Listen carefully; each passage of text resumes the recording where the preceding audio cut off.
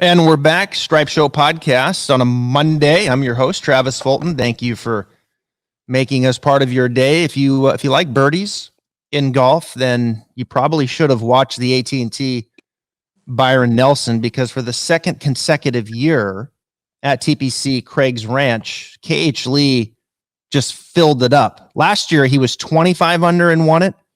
This year, he was 26 under in 4 rounds. And won it. I think I saw a tweet that said, if you are a +6 handicap, you would have missed the cut this week at Craig's Ranch. That's how good these guys are. And a guy that was a part of the team for both of these wins joins us here today on the podcast. I'm fired up. He's coming to us live from Tulsa, Southern Hills PGA Championship this week. Chris Mayson, how you doing, buddy? Hey, Travis, thanks so much for having me on. I'm not actually at Southern Hills. I'm in a crappy hotel room. I'm excited, of course, this afternoon. Yeah, you're right there. You're in the area. You know what's funny is I played Southern Hills in 1998 in the NAIA National Championships. Going back to my college days, 1998 NAIA National Championships. I don't remember a whole lot other than shooting like 78, 79 and putting the ball off the green on number 9. Oh, boy. Yeah, I putted the ball. I had 15 feet above the hole. You'll be on the course. And I hit it, and it was set up tough. I mean, it was fast greens, and the rough was way out of my league. And I hit it, and it went all the way down. I was like, man, that might be the most embarrassing thing I did. I had like 70 yards back up the hill. I've got to recreate it now. So anyway, it's gonna be fun to watch it. It's a great golf course. It really is.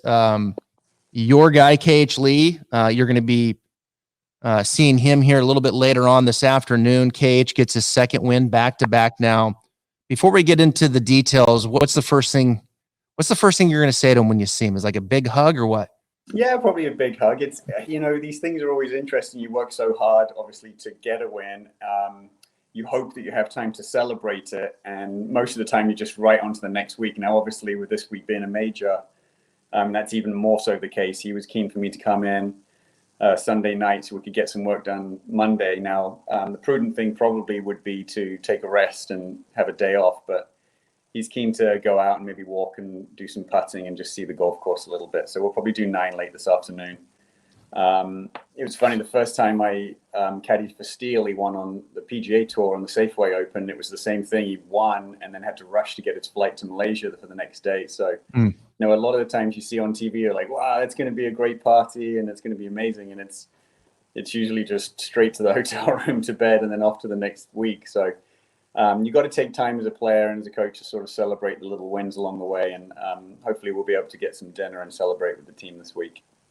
That's Brendan Steele, right? That you were talking about. You've got quite the stable on the PGA Tour, LPGA Tour. Share with my audience just your stable as it stands right now. Yeah, so PGA Tour, I've got KH Lee, Brendan Steele, Scott Piercy, and then on the LPGA, I've got about 11 players now. Most famous would probably be the Jutanagan sisters, Alison Lee, Matilda Castron, Yulu, Breen Delacour.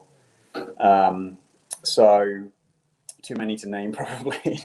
And then in the amateurs, I'm really, really excited. I've got a young group there. Gan Yang is the US Amateur Champion from 2016. Got the US Amateur runner-up, Devin Bling from 2018. The 2019 NCAA champion, Norman Zhong, and then the number 1 amateur in the world, Ricky Castillo. So really good coming through as well. A couple of guys in the Korn Ferry, about 5 or 6 on the Epsom Tour. So very fortunate they trust me to help them with their game and be part of their journey. So I love my job and obviously learn so much from these players. And I always say, like, the players make the coach. It's not the other way around. Like, these players were incredible when they came to me. I'm just trying to find the low-hanging fruit and a little bit of polish to help them along the way. Let's talk about KH Lee, because let's set the timeline with this player. KH is 30, of course, from South Korea. And you guys are working together. Correct me if I'm wrong, Chris. You guys were working together last year when he won. Correct. And then he kind of split ties and worked with a couple other guys. And then he came back to you about the Masters week this week. and then you guys kind of got back on the plan, and here he is again. He wins again under your tutelage a year later. Is that accurate? Yeah, that's pretty much exactly right. Yeah. Okay. That's got to be frustrating. All right. Because I know you can't say that, but I'm going to say that. Okay. So KH, look, listen here for a second. All right. You're getting right into the meat here, Travis. Okay. So I'm going to go ahead and vent here for you. KH, you're winning. You're on the right track with Chris. What the hell are you doing after a win, jumping and going and doing other things? And I know that's part of the business. I get it. And it's not personal. No. These players are exposed to so much, and they have to make decisions. But for the life of me, Chris, I cannot understand why, when things are going well, especially a win on the PGA Tour. I know. Doing Cage. It's part of the business. And, as a coach, you do as good as you can in the moment. You set a blueprint as well as you can and just say to the player, like, if you trust in this, this is how it's going to be. Cage and I have been together for about 5 years now. We met, he was on the Corn Ferry Tour at the time. And within a year, he'd got on the PGA Tour, and then it was just kind of continuing the process from there, and culminated last year in the win at the Barron Nelson. So we're really excited about that. And, we got in a little fight at the US Open at Torrey Pines and just trying to keep him on the blueprint. And I think sometimes as a player, you don't want to hear it the same, especially when things are average and you're looking for another edge. You don't want to hear that the blueprint's the same. You want to get something new, maybe sexy, something that your buddies are doing, and hopefully that's going to be the little edge that takes you even further. But all these players are incredible. We're not going to be changing the blueprint a ton. It's just sort of looking at their stats and trying to find, the next lowest hanging fruit that you can pick and hopefully make a little bit of a difference. So this game's so hard. I have no animosity to any of my players. If they feel like they can do better without me, then that's absolutely fine. Yeah. So he comes back on the Masters, right? You get that phone rings, Chris. You look, oh, okay, please call me. Okay. So you obviously take the call, and you made a nice post on your Instagram. Go follow Chris at Chris Mayson Golf on Instagram. He's a great follow, and you've got all your players' swings on there as well that you post. But he reaches back out to you. You make this post and you say blueprint, right? And I just hear you say it there. There's a blueprint that you guys established that clearly was working. So he comes back. You get back on the blueprint. Can you share with my audience maybe one or two things that were like, okay, we've got to get back to A and B on this blueprint for Cage? What was that? So he's not the most flexible or mobile guy. We've been up to TPI and had him assessed. He doesn't love working out. So, there's certain limitations within his body that don't allow him to swing the perfect way that he wants to swing. The Koreans grow up on the driving range. They think it's a position system and that everybody has to swing it like Tiger Woods. And if it's not perfect all the time, then they're looking for something different. Now, with KH, he has a tendency to not rotate his body on the backswing. He gets narrow with his arms, and his hands and arms go up, and the club gets laid off, which shoots the club and gets it a little bit steep in transition, and then he has to end up getting the high handle and flipping it. So basically everything I've done from day one is to try and get him a little bit more depth with his body turn, a little bit flatter and wider with his arms, so that kind of adds the shallowness on the backswing, so that he can so that he doesn't have to shallow it with a side bend on the downswing. So this video, actually, I think he posted, it was basically the weekend after the Masters. I went down to see him in Orlando. His arms were much higher than that, more disconnected. He didn't have enough hip rotation. The club gets very laid off, so we get steep in transition. So we're just trying to add a little bit of depth on the backswing now. So with that space between the knees in there, where he's turning that right hip a little bit deeper, you like to see that little window open up, and then of course that left arm just gets a little bit more around him. Is that correct? Yeah, I mean, even ideally on this one, like I would get him even flatter than this swing here. Okay.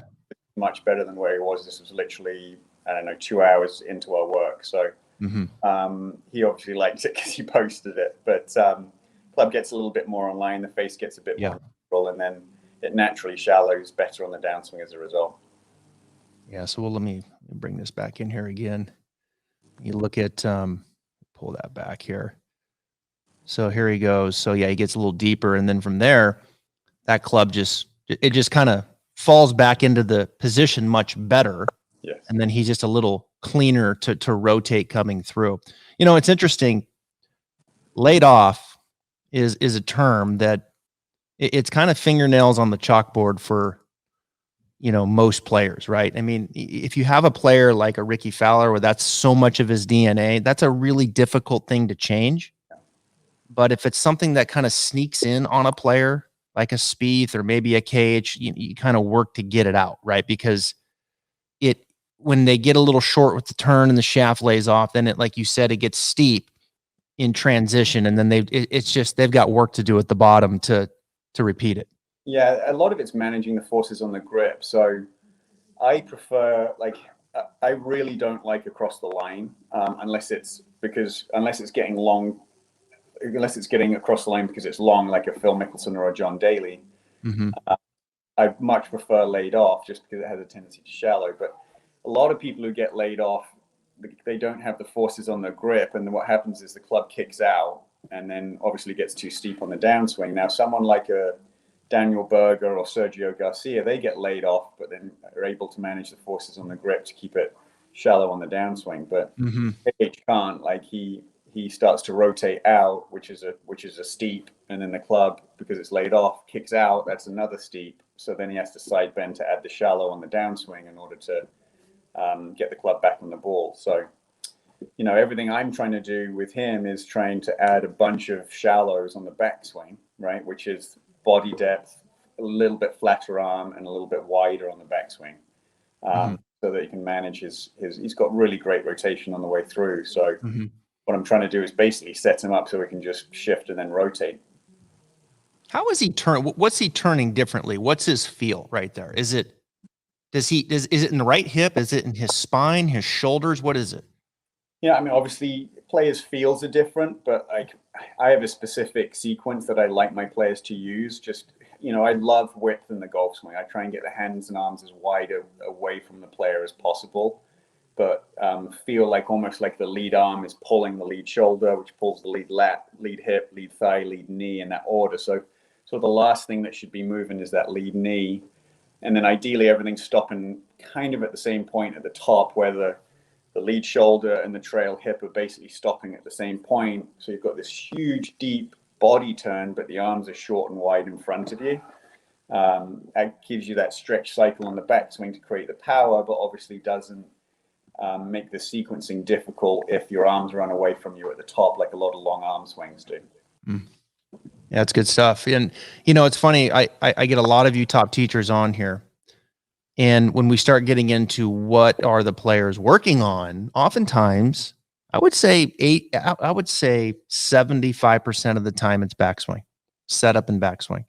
Yeah. Yet I hear so often, the only thing that counts is impact. Just getting a good impact. You know, it's like, well, wait a minute.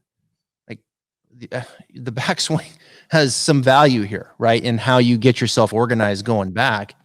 And it's not just these best players like KH. It's, as you know, you work with a lot of amateurs, getting them structured and organized to some degree going back. And I mean, it just improves the probability big time for amateurs.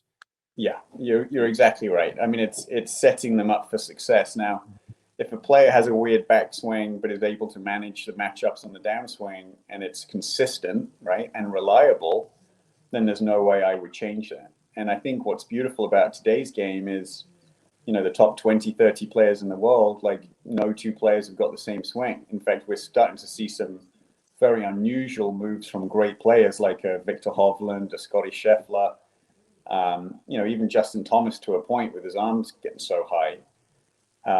You know, I think it's really helped a lot of teachers and a lot of players understand that there's so many more different matchups that are going to be efficient and work really well for you.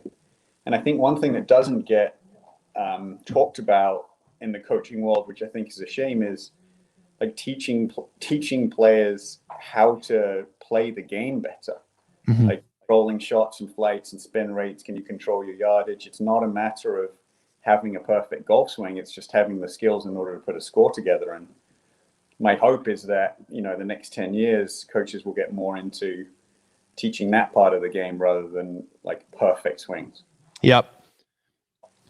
So Cage, so he's showing up on campus here today. You guys are going to go out and play 9 holes. Now, as I understand, last week it was Dan Parrott, his caddy. That was only his second week on the bag as well, right? So a relatively new caddy that worked out very well for him, and he's an English guy. Yeah, he is. Yeah, he just came on after the Masters, I believe. Cage was with a guy called Brett Waldman, very experienced caddy, terrific guy, terrific caddy. He was amazing for KH the last few years. Really gave him the confidence that KH needed. He was exactly what we needed on the team at the time. And clearly, you know, I wasn't privy to any of the information, but Cage felt like he needed a change in terms of the caddy and the coach. So Dan's come in, done an amazing job. He's a very experienced caddy, worked with Ben Arn for a long time.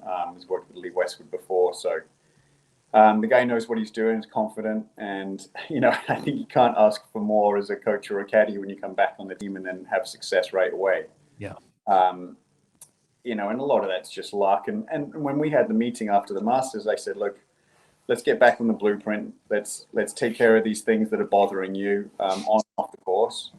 And let's see where we are after the PGA Championship, and we'll make a change from there. But, you know, you don't want players swapping and jumping around different swing thoughts or different putters or different golf balls. Like you want them to kind of stick to the blueprint, run great mental process, and then sort of analyze and assess after those few weeks, because then you can make a lot more better sort of measured cuts going forward.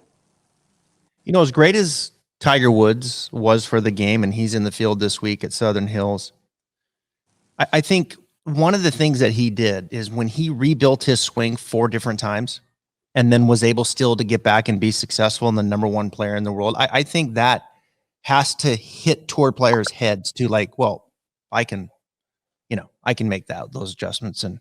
And more times than not, I don't think it works out more times than not. I think when they were settled in with the coach and they've had success and they're moving in the right direction, yeah, you can be moving in the right direction perfectly and having success. But the bottom line is you're still going to have some bumpy tournaments, probably some bumpy stretches, right? I mean, it's just a hard game. And when you're playing at the level that these guys are, there's just no room for error, and a bounce here, you know, a little unfortunate here break, and all of a sudden you're like, damn, I just missed the cut and I played great.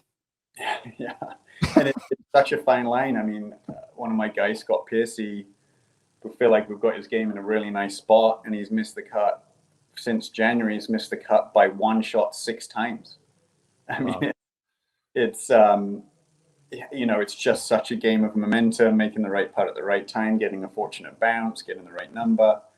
You know, it's such a difficult game. And to your point with Tiger, you know, I'm hoping a lot of players will look back and say, well, you know, here's the greatest athlete of all time. He tried to change his swing, and yeah, it worked out kind of for him, but would he be better off just sticking with that 2000 swing? Like, I think a lot of players are looking at that now and saying, you know, that's probably the right idea. And I'm in a fortunate position where, you know, some people might disagree, but I don't feel like I've ever messed anybody up because I'm not selling a technique or a method. Players that come to me are already great players within their own right. So I'm just trying to put some polish in what it is that they already do. So I don't believe that there's like this perfect method that's going to get them swinging better, but I do believe there's certain there's some non-negotiables that I have, and there's some preferences that I would have, and they don't all fit with everybody. So, you know, you're just as a coach, you're trying to, you know, I keep saying low-hanging fruit, but you're trying to pick that, and then hopefully that sets you on a course where the player's moving nicely and doing things that you want. So KH to this point hasn't had a lot of success in major championships. He's yet to make the cut. So as you guys break down the PGA this year and you go out onto the course, obviously back on the blueprint, you know, you've had success. Is there 1 or 2 things that you feel like, okay, we've got to do this to be a little bit more competitive now in these major championships, PGA, Open Championship at St. Andrews is coming up. And then, of course, the U.S. Open, I'm sorry, after the PGA, and then the Open Championship. So you got 3 majors. What is it that you would point to with KH that seems we got to be a little better here to be more competitive in these majors? A lot of it's just getting comfortable with the experience. I mean, you've been to major championships. It's a different golf tournament. It's a different experience. It's a much bigger circus, bigger marquees, bigger grandstands.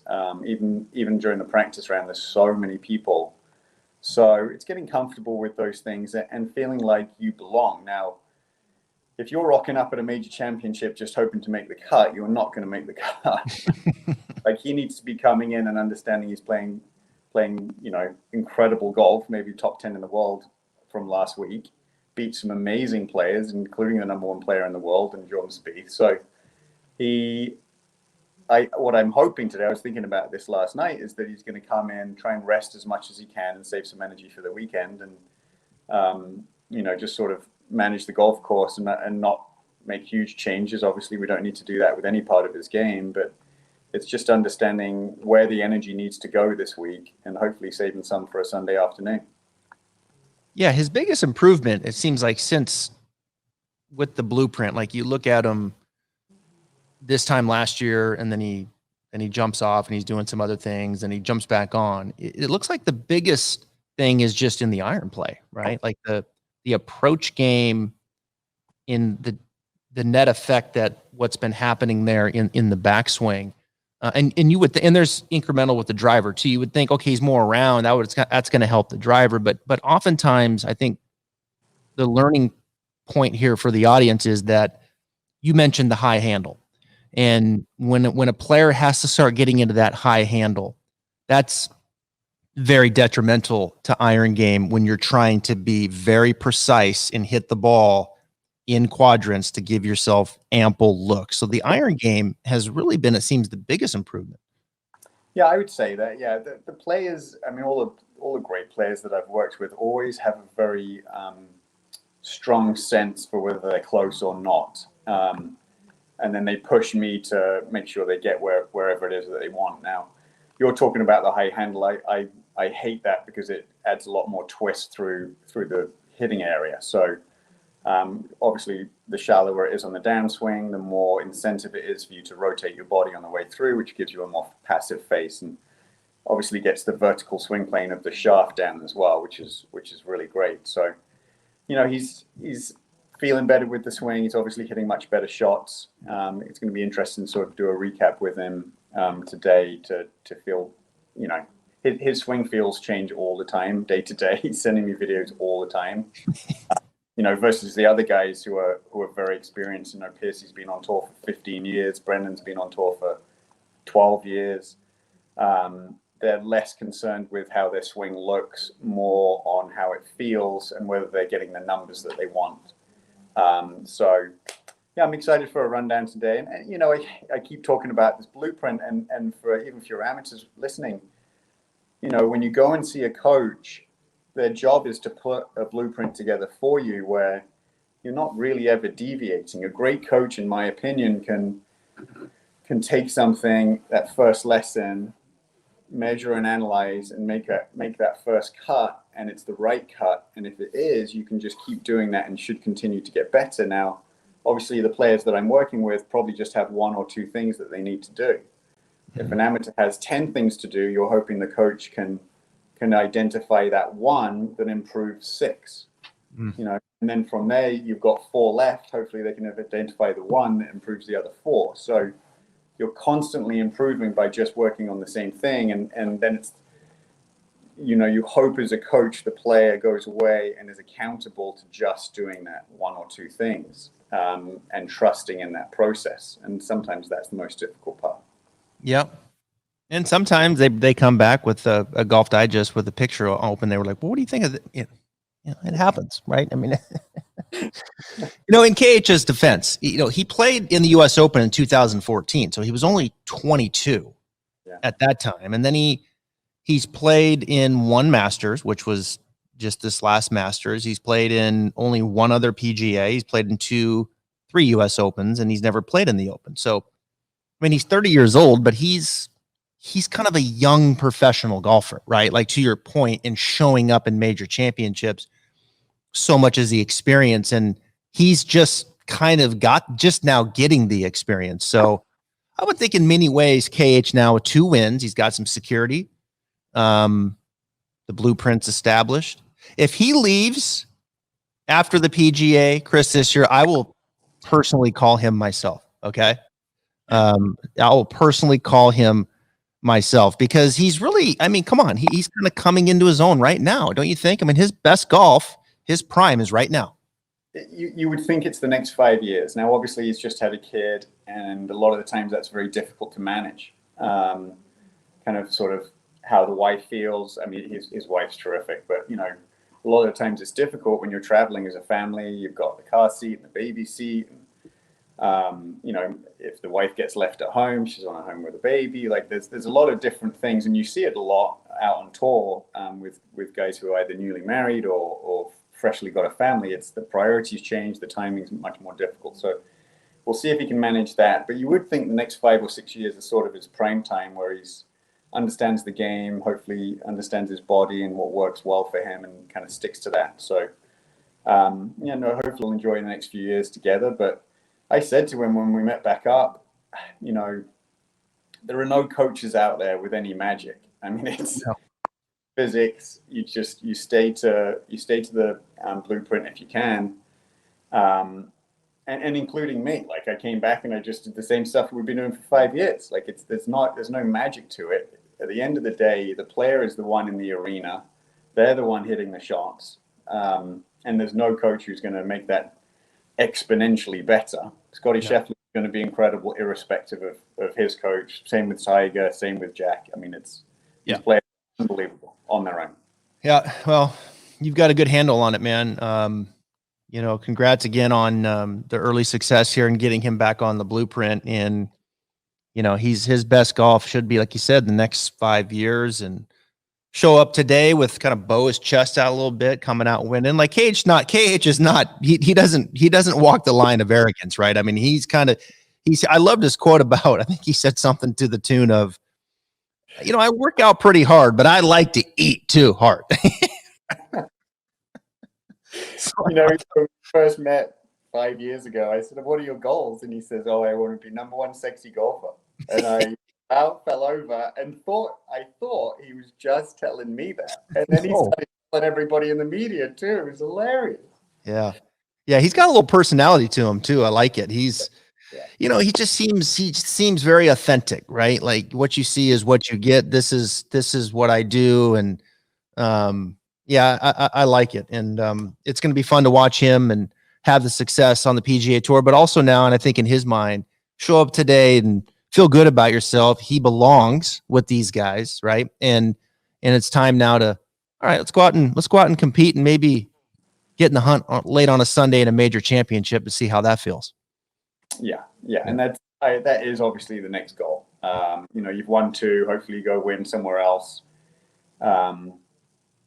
Get yourself up there on a Sunday of a major championship, and that's really the next goal. And that will come with confidence. It'll come with time, and just, you know, feeling like you belong. I always love when Brooks Koepka says, "Oh, you know, you turn up to a major, and, you know, there's only 30 guys that can win, and you know, only 10 of them are playing any good." So, you know, there's a mental aspect to these things that a lot of players can't handle. And I truly believe KH has that ability. And he's, you know, surprised me a little bit when he's got in these situations like yesterday, where he just keeps his foot on the accelerator. You know, he's not backing off. He wants to win. He wants to be in there. And you know, a lot of players can't get it done, and he can. Yeah, the up and down on 17 was big time. That was a huge putt down the hill, left to right. I mean, that's a difficult putt. And then that fairway wood on the last hole. I mean, you hit a fairway wood just past the hole, and now you only got 2 feet back down the hill for eagle. I mean, those are big, heady shots under the gun when the pressure's on. So yeah, he's demonstrated that, look, I can get near the lead and I'm comfortable, right? So I think the mentality in the major now starts early, right? It's like, it starts right now. I belong here. Yeah. I know it's a major championship, but let's go. I'm playing good golf. I feel good. Let's tee it up. All right. Good stuff. Chris Mayson, thanks for joining us from Tulsa. Go follow him at Chris Mayson Golf on Instagram. I appreciate your time, man. Best of luck this week. Thanks so much for having me, Travis. Cheers, mate.